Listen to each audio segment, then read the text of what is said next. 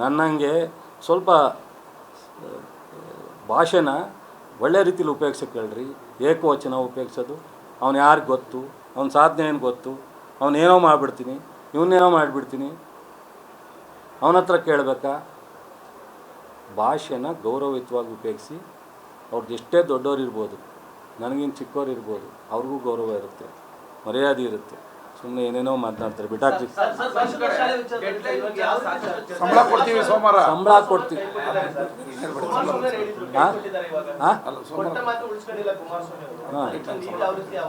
ಅದಕ್ಕೆ ಅವ್ರು ಇಲ್ಲಿವರೆಗೆ ಅವ್ರ ಸಂಬಳ ಕೊಡಲಿಕ್ಕೆ ಅವ್ರು ಡಿಪಾಸಿಟ್ ಮಾಡಲಿಲ್ಲ.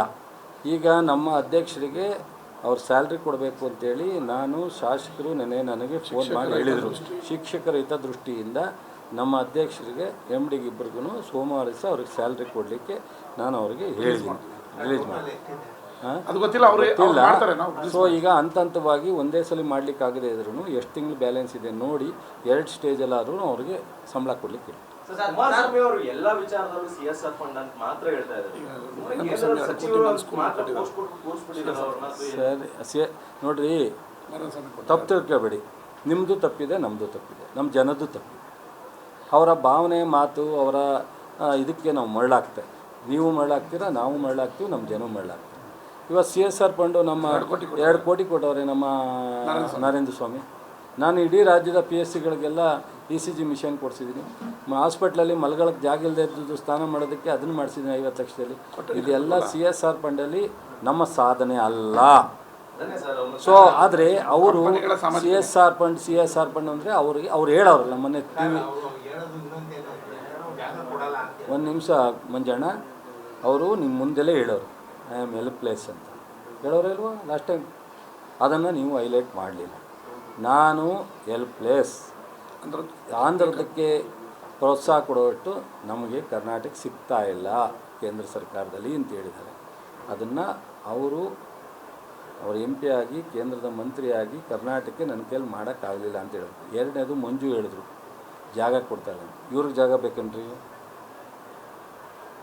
ಇವ್ರಿಗೇನಾದ್ರು ಸೈಟ್ ಬೇಕೇನ್ರಿ? ಇವ್ರು ಕೇಳ್ಬೋದು. ಜಾಗನ ಕಂಪ್ನಿಯವ್ರು ಕೇಳಬೇಕು, ಪ್ರೊಸೀಜರ್ ಇದೆ. ಅದಕ್ಕೆ ಇವ್ರು ಯಾವ್ದಾರು ಕಂಪ್ನಿನ ಕರೆದು ಮಾತಾಡಿ ಕರ್ನಾಟಕಕ್ಕೆ ನೀವು ಇನ್ವೆಸ್ಟ್ ಮಾಡಬೇಕು ಅಂತೇಳಿ ಅವರು ಪ್ರೊಸೀಜರ್ ಪ್ರಕಾರ KDBಗೆ ಅಪ್ಲಿಕೇಶನ್ ಹಾಕಿದ್ರೆ ನಾವು ಜಾಗ ಮಂಡ್ಯದಲ್ಲಿ ಬೇಕಾ, ಬೆಂಗಳೂರಲ್ಲಿ ಬೇಕಾ, ಬೆಳಗಾಂನಲ್ಲಿ ಬೇಕಾ, ಚಾಮರಾಜನಗರದಲ್ಲಿ ಬೇಕಾ, ಕುಮಾರಸ್ವಾಮಿಯವರು ಯಾವ ಕಂಪ್ನಿಯವ್ರ ಜೊತೆ ಮಾತಾಡ್ತಾರೆ ಅವ್ರ ಕಂಪ್ನಿಯವ್ರ ಕೈಲಿ ಅಪ್ಲಿಕೇಶನ್ ಹಾಕ್ಸ್ಬೇಕು. ನಾನು ಅಪ್ಲಿಕೇಶನ್ ಕೊಟ್ಟರಲ್ಲ ಜಾಗ ಕೊಡೋದು ಸರ್ಕಾರ. ನನಗೆ ಹೆಂಗ್ರಿ ಕೊಟ್ಟರು? ನನಗೆ ಜಾಗ ಇಲ್ಲದೆ ಇದ್ದರೆ, ಸೈಟ್ ಇಲ್ಲದೆ ಇದ್ದರೆ, ಮನೆ ಇಲ್ಲದೆ ಇದ್ದರೆ ಕೊಡ್ತಾರೆ. ನಾನೊಬ್ಬ ಮಿಲ್ಟ್ರಿ ಮ್ಯಾನ್ ಆದರೆ ನನಗೆ ಆ ಜಮೀನು ಇಲ್ಲದೆ ಇದ್ದರೆ ಜಮೀನು ಕೊಡುತ್ತೆ, ಸೈಟ್ ಲೆಸ್ ಅಂದರೆ ಸೈಟ್ ಕೊಡುತ್ತೆ. ಇವ್ರು ಹೇಳಿದ್ರೆ ಜಾಗ ಕೊಡೋಕ್ಕಾಗತ್ತಾ? ನಾನು ಹೇಳಿದ್ರೆ ಜಾಗ ಕೊಡೋಕ್ಕಾಗತ್ತಾ ಸರ್ಕಾರ? ನಾನು ಮಂತ್ರಿ ಇದ್ದೀನಿ, ಅಥವಾ ಇವ್ರು MLC ಅವನೇ ನಾಳೆ ಬೆಳಗ್ಗೆ ನನಗೆ 10 ಎಕರೆ ಜಾಗ ಕೊಡಿ ನಾನು ಕಂಪ್ನಿ ಮಾಡ್ತೀನಿ ಅಂತ ಕೊಡೋಕ್ಕಾಗತ್ತಾ? ಕಂಪ್ನಿ ರಿಜಿಸ್ಟರ್ಡ್ ಕಂಪ್ನಿ ಅಪ್ಲಿಕೇಶನ್ ಹಾಕಬೇಕು. ಅದು ಗೊತ್ತಿಲ್ವ ಅವರಿಗೆ? ಇನ್ನೇನು ಅವರೇ ಹೇಳೋರಲ್ರಿ. ಲಾಸ್ಟ್ ಟೈಮ್ ಬಂದಾಗ ನಿಮ್ಮ ಮುಂದೆ ನಿಮ್ಮ ಪತ್ರಿಕಾ ಸ್ನೇಹಿತರೆ ನನಗೆ ಹೇಳಿದ್ರು, ಫೈನಲಿ ಅವರು ಸೊ ಹೆಲ್ಪ್ಲೆಸ್ ಅನ್ನೋ ಥರ ಹೇಳಿದ್ರು. ಆಂಧ್ರಕ್ಕೆ ಹೆಚ್ಚು ಹೋಗ್ತಾ ಇದೆ, ನಮಗೆ ಆಗ್ತಾ ಇಲ್ಲ ಅಂತ ಹೇಳಿದ್ರು. ಅದನ್ನ ನೀವು ಹೈಲೈಟ್ ಮಾಡಿ.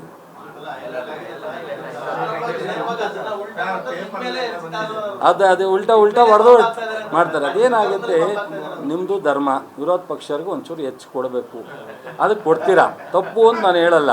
ಆದರೆ ಸತ್ಯನೂ ಒಂದು ಕಡೆ ಇದನ್ನು ನೋಡ್ಬೇಕಲ್ಲ ನೀವು. ಸತ್ಯನೂ ನಾನು ಇಷ್ಟೆಲ್ಲ ಮಾತಾಡಿದ್ದೀನಿ. ಅವ್ರು ಅಷ್ಟು ಮಾತಾಡಿದ್ರೆ 99% ಸುಳ್ಳಿರುತ್ತೆ, 1% ಸತ್ಯ ಇರುತ್ತೆ. ನಾನು ಇಷ್ಟು ಮಾತಾಡಿದ್ದೀನಿ. ಯಾವುದೆಲ್ಲರೂ ಒಂದು ಈ ಹೇಳಿದ್ರಲ್ಲಿ ನೀವಿಂಥ ಸುಳ್ಳು ಹೇಳಿದ್ರಿ. ನಾನು ಕಾರ್ಯಕರ್ತರ ಪರವಾಗಿ ನಿಂತಿರೋ ಸುಳ್ಳ? ನಾನು ಲೀಡ್ರನ್ನ ಅಧಿಕಾರ ಕೊಡಿಸೋದ್ರಲ್ಲಿ ಜನತಾದಳದಲ್ಲಿದ್ದಾಗ ಕಾಂಗ್ರೆಸ್ಸು ಬಂದಾಗ ಮಾಡಿರೋ ಸತ್ಯನ? ನಾವೇನೂ ಶಕ್ತಿ ಇಲ್ಲದೆ ಇದ್ದಾಗ MLCನ ಲೋಕಲ್ ಬಾಡಿಗೆ G ಮಾದೇಗೌಡರನ್ನ ಗ್ರ್ಯಾಜುಯೇಟ್ ಕಾನ್ಸ್ಟಿಟ್ಯೂನ್ಸಿ ಗೆಲ್ಸಿದ ಸತ್ಯ ಸುಳ್ಳ? ಇವತ್ತು ಅಪೆಕ್ಸ್ ಬ್ಯಾಂಕಿಗೆ ಹೋಗಿರೋ ಸತ್ಯನ? SLD ಬ್ಯಾಂಕ್ ಹೋಗಿರೋ ಸತ್ಯನ? ಸೊ ಮತ್ತು ಜಿಲ್ಲಾ ಮಟ್ಟದಲ್ಲಿ ಇಷ್ಟೆಲ್ಲ ನಾವು ಅಧಿಕಾರವನ್ನು ಅಥವಾ ರಾಜ್ಯದಿಂದ 11 ಜನಕ್ಕೆ ನಿಗಮಗಳು ತಂದಿರೋ ಸುಳ್ಳ? ಇವರು ಪ್ರೈಮ್ ಮಿನಿಸ್ಟರ್ ಆದಾಗ ಎಷ್ಟು ಜನಕ್ಕೆ ಈ ರಾಜ್ಯದಲ್ಲಿ ಈ ಜಿಲ್ಲೆಯಲ್ಲಿ ಕೊಡಿಸಿದ್ರು? ಇವರು ತಂದೆ ಮುಖ್ಯಮಂತ್ರಿ ಆದಾಗ KPSC ಯಾರಾದ್ರೂ ಮೆಂಬರ್ ಮಾಡಿದ್ರಾ? ಅಥವಾ ಯಾವ್ದಾರ ಟಾಪ್ ಲೆವೆಲ್ಗೆ ಮಂಡ್ಯದವ್ರಿಗೆ ಒಂದು ಸ್ಥಾನಮಾನ ಕೊಟ್ಟಿದ್ರೆ ಕಾನ್ಸ್ಟಿಟ್ಯೂಷನ್ದು ಯಾವ್ದಾರ ಇದ್ದರೆ ಇವತ್ತೆಲ್ಲ ಇದನ್ನೆಲ್ಲ ನೋಡಿ ನಾನು ಇನ್ನೊಂದು ದಿವ್ಸ ಬಂದಾಗ ಕುತ್ತಿಗೆ ಹಿಡ್ಕೊಳ್ಳಿ, ಏಯ್ ಈ ಬರೀ ಕುಮಾರಸ್ವಾಮಿ ಅವರು ಜನತಾದಳದವ್ರು ಅಂತ ಹೇಳ್ತೀರಲ್ರಿ, ನೀವು ಯಾಕ್ರಿ ಸುಳ್ಳು ಹೇಳಿದ್ರಿ ಅಂತ ಕೇಳಿ ನಾನು ಕೇಳ್ತೀನಿ.